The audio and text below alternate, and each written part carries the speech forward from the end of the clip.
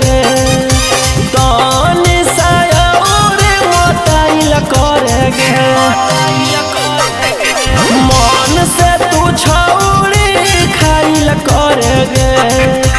तनी सायर मोटाइल करे गे बोले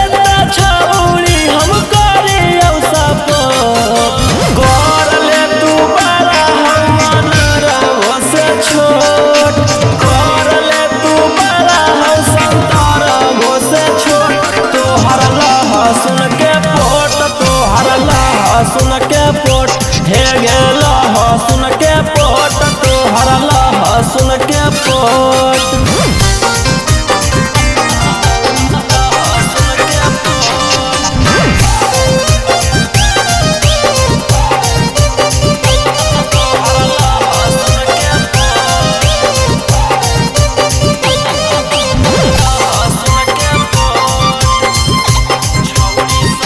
छौरी सबके खिलाओ थोड़े थोड़े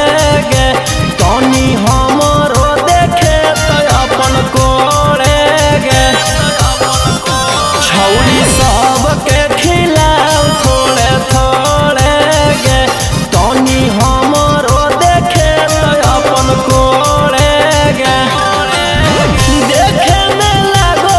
कोई दया खरोट कर ले तू बड़ा हवन रहो से छोट कर ले तू बड़ा हव संतर हो से छोट तोहर लहसुन के पोट तोहर लहसुन के पोट हे गे लहसुन के पोट तोहर लहसुन के पोट।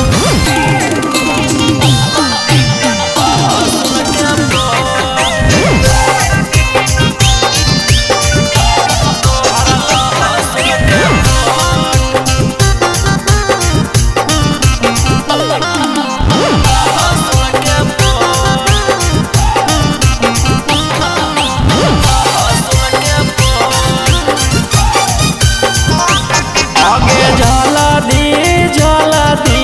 कर के देखाओ अवला जसराम के परदा हटा आगे जल्दी कर के देखाओ अवला जसराम के परदा हटा